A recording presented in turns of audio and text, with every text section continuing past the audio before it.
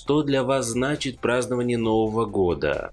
Наверное, для большинства это время подвести итоги и построить планы на год. Для кого-то это пост, молитва и приближающееся Рождество Христово. Для кого-то это встреча с друзьями, а для кого-то это просто возможность провести время с родными и близкими.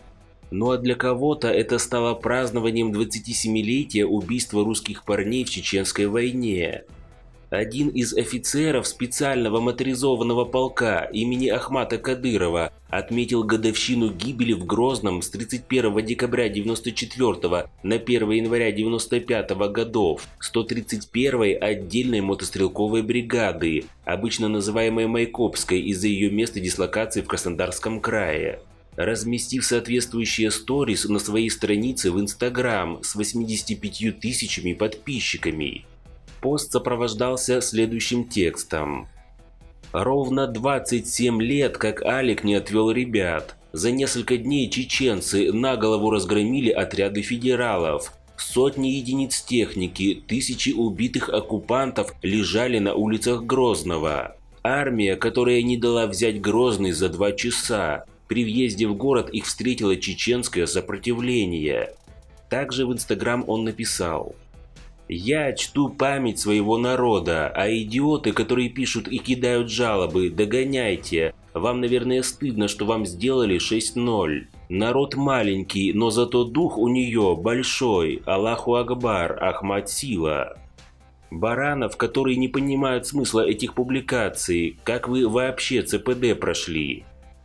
Этот офицер Ильяс Салтаев, носящий позывной «Полковник», такой вышит у него на грудном шевроне. В декабре 2019 года он был награжден памятным знаком за отличие в борьбе против терроризма. В 2017 году его показывали в репортаже чеченского телевидения как инструктора Международного центра подготовки сил специального назначения в Гудермесе. И судя по свежим публикациям, он является таковым до сих пор. А помимо этого позиционирует себя как помощник командира полка имени Ахмата Кадырова по силовому блоку. На его странице есть его совместные фото и с командиром полка, и с Рамзаном Кадыровым.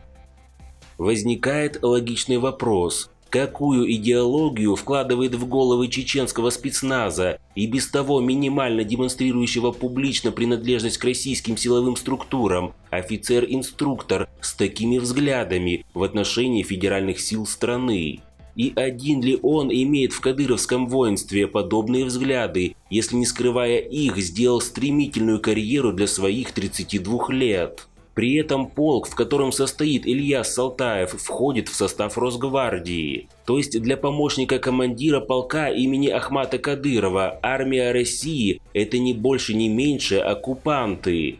Интересно, а как это прокомментирует герой Российской Федерации Рамзан Кадыров, сын другого героя Российской Федерации Ахмата Кадырова, убитого официально признанным террористом Шамилем Басаевым, которого ликвидировали спецслужбы тех самых оккупантов? Последуют ли после этого кадровые изменения и публичные извинения на камеру? Правда, многие считают, что такое мнение боец опубликовал с негласного согласия руководства Чечни. В итоге комментариев не последовало ни от Кадырова, ни даже комментариев, просто комментариев от правоохранительных органов. Ведь это не что другое, как оправдание терроризма, за которое у нас сажают. Но Бастрыкин занят, он еще с Моргенштерном не разобрался. В этом посте есть все. Есть вызов, есть демонстрация мнимой силы и неподсудности законам России. В итоге свой комментарий дал сам Салтаев, прокомментировав сторис про разгром федералов и тысячи убитых оккупантов на улицах Грозного следующими словами. «Дебилы, которые ищут статус, который я выложил в новогоднюю ночь, а она через 24 часа автоматически удаляется. До этого времени Инстаграм и так ее удалил из-за жалоб, которые отправили свиньи. Мы так с детства вас называем. Аллаху Акбар». Так помощник по силовому блоку командира полка имени Ахмата Кадырова, капитан Ильяс Салтаев, ответил всем тем, кто возмутился, в основном за пределами Чечни, выложенным им сторис-постом. В итоге Салтаев сначала закрыл, а затем ночью удалил свою страницу в Instagram с 85 тысячами подписчиками. Но вопросы остались. Салтаев даже не рядовой полицейский, он инструктор чеченского спецназа и помощник командира полка имени Ахмата Кадырова по силовому блоку. На совместных фото он запечатлен не только с командиром полка Замидом Чалаевым, но и с командиром СОБР Терек из февраля 2020 года, вице-премьером Чеченской Республики по силовому блоку Абузайдом Висмурадовым, позывной «Патриот», и с Рамзаном Кадыровым. Вдобавок, этот ностальгирующий по убийствам русских солдат в ходе Чеченской войны агрессивен и имеет право применять оружие. В этой истории с чеченским офицером Ильясом Салтаевым, который празднует 27-летие разгрома оккупантов и радуется тысячам трупов федералов, важно даже не то, что это говорит представитель как бы российских силовых структур. Важно, что этому герою в 95-м году было лет 5. Разумеется, никаких оккупантов он в этом возрасте не громил. Но вот он дорос до своих 32 лет с пониманием того, что 27 лет назад оккупанты-федералы пришли покорять его землю. А все его взрослые родственники встали на ее защиту и победили. Иначе не был бы он сейчас помощником командира чеченского полка. И не писал бы, упиваясь безнаказанностью, подсудные вещи. У него и краповый берет наверняка есть.